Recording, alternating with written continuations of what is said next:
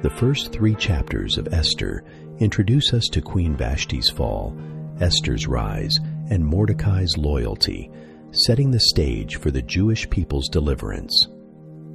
In chapter 1, Queen Vashti defies King Xerxes, leading to her banishment. In chapter 2, Esther, a Jewish orphan, wins the king's favor and becomes queen. In chapter 3, Mordecai refuses to bow to Haman, inciting Haman's wrath and a decree to destroy the Jews. In these opening 3 chapters of the Book of Esther, you and I are invited to see how God works through ordinary people and circumstances to fulfill His divine plan. Reflect on Esther's courage and Mordecai's integrity, trusting that your faithfulness can impact the world. How can you demonstrate courage and integrity daily, trusting in God's greater plan? Gracious Lord, help us to trust in your divine plan and act with courage and integrity, like Esther and Mordecai. Guide us to stand firm in our faith and be a light to others. This is the word of the Lord. Thanks be to God. The Book of Esther, chapter 1.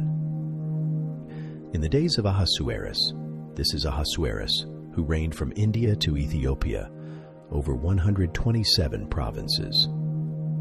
In those days, when King Ahasuerus sat on the throne of his kingdom, which was in Susa the palace, in the 3rd year of his reign, he made a feast for all his princes and servants. The power of Persia and Media, the nobles and princes of the provinces, were before him. He displayed the riches of his glorious kingdom and the honor of his excellent majesty many days, even 180 days. When these days were fulfilled, the king made a 7-day feast for all the people present in Susa the palace, both great and small, in the court of the garden of the king's palace. There were hangings of white, green, and blue material, fastened with fine linen and purple cords to silver rings and marble pillars.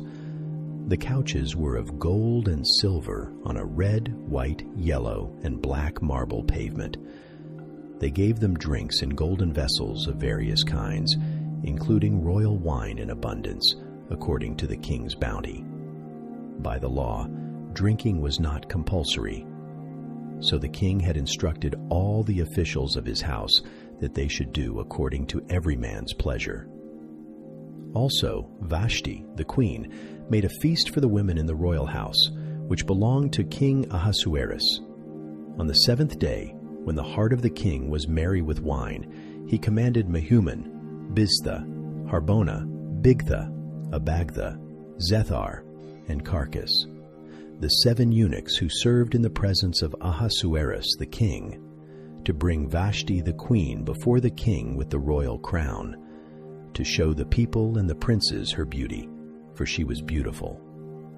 But the queen Vashti refused to come at the king's commandment by the eunuchs. Therefore the king was very angry, and his anger burned in him. Then the king told the wise men who knew the times that it was the king's custom to consult those who knew law and judgment. Next to him were Karshena, Shethar, Admatha, Tarshish, Meres, Marsena, and Memucan, the 7 princes of Persia and Media, who saw the king's face and sat first in the kingdom. What shall we do to Queen Vashti according to law, because she has not done the bidding of King Ahasuerus by the eunuchs? Memucan answered before the king and the princes, Vashti, the queen, has not done wrong to just the king, but also to all the princes and to all the people who are in all the provinces of King Ahasuerus.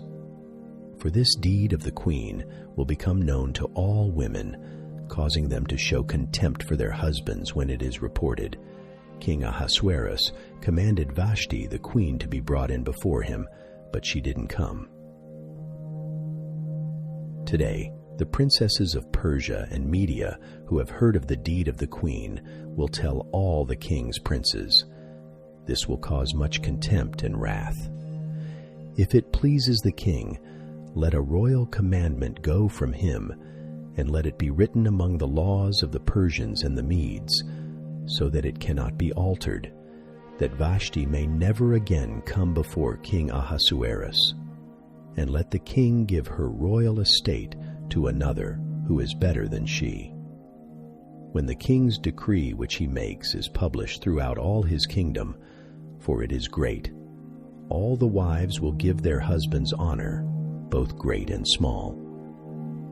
This advice pleased the king and the princes, and the king did according to the word of Memucan, for he sent letters into all the king's provinces, into every province according to its writing, and every people in their language, that every man should rule his own house, speaking in the language of his people.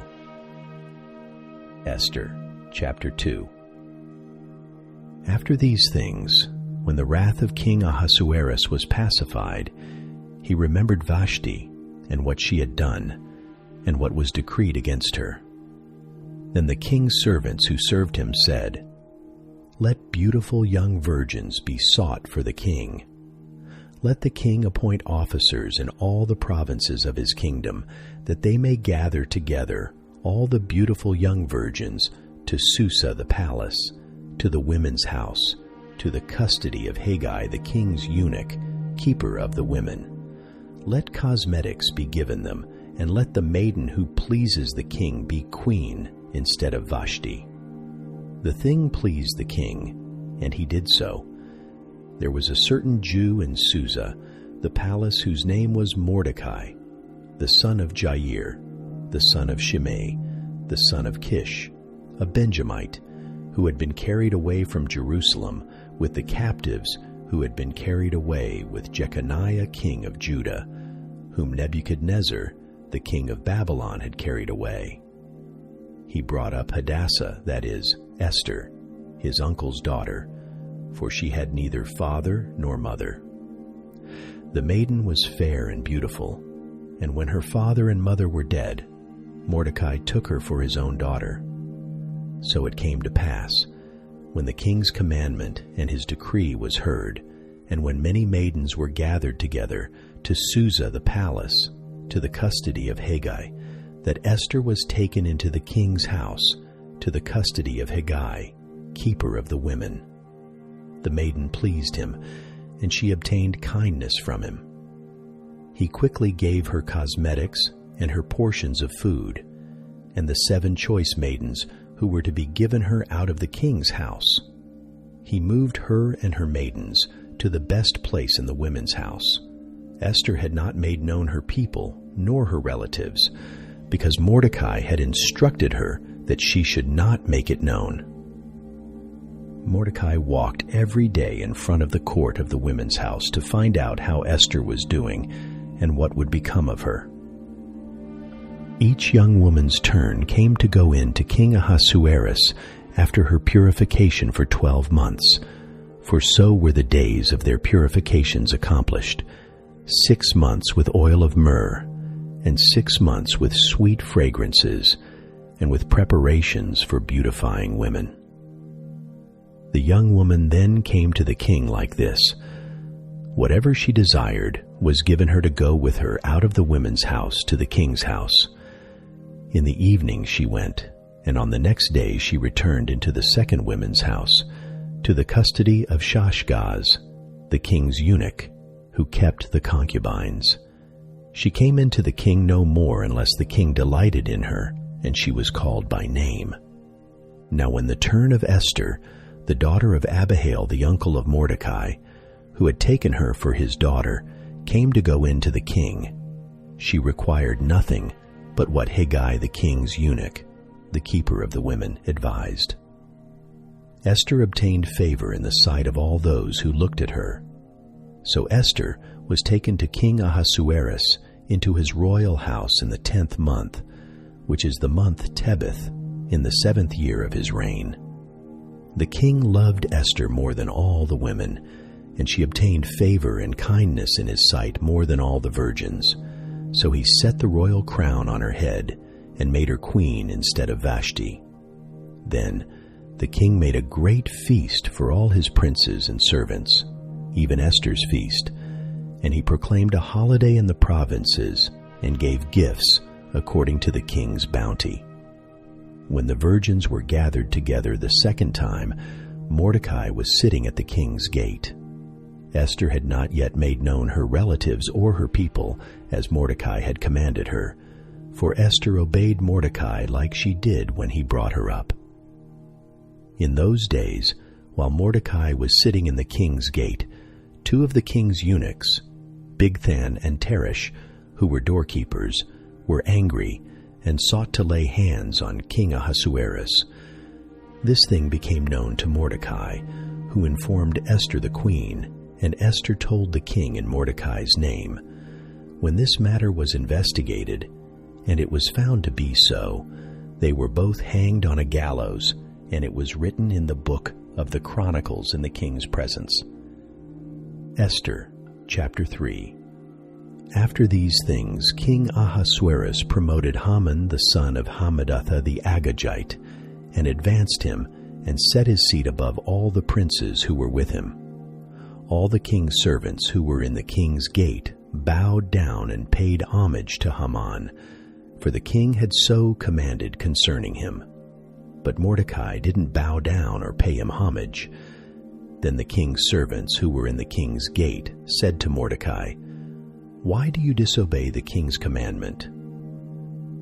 Now it came to pass, when they spoke daily to him, and he didn't listen to them, that they told Haman to see whether Mordecai's reason would stand, for he had told them that he was a Jew. When Haman saw that Mordecai didn't bow down nor pay him homage, Haman was full of wrath. But he scorned the thought of laying hands on Mordecai alone, for they had made known to him the people of Mordecai. Therefore Haman sought to destroy all the Jews who were throughout the whole kingdom of Ahasuerus, even Mordecai's people.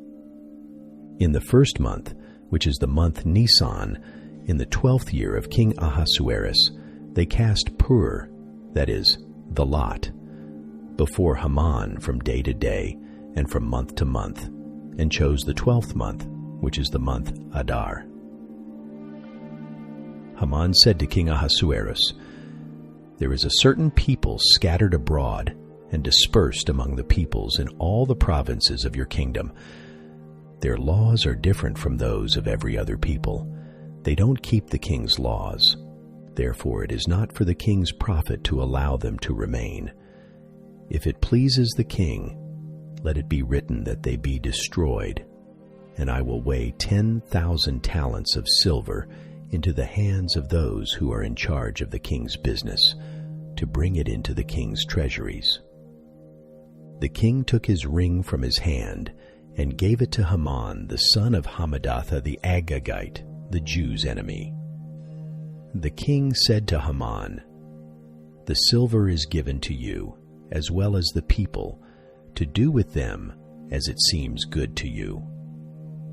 Then the king's scribes were called in the first month, on the 13th day of the month, and all that Haman commanded was written to the king's local governors, and to the governors who were over every province, and to the princes of every people, to every province according to its writing, and to every people in their language. It was written in the name of King Ahasuerus, and it was sealed with the king's ring. Letters were sent by couriers into all the king's provinces to destroy, to kill, and to cause to perish all Jews, both young and old, little children and women, in one day, even on the 13th day of the 12th month, which is the month Adar, and to plunder their possessions. A copy of the writing, that the decree should be given out in every province, was published to all the peoples, that they should be ready against that day. The couriers went out in haste by the king's commandment, and the decree was given out in Susa the palace. The king and Haman sat down to drink, but the city of Susa was perplexed.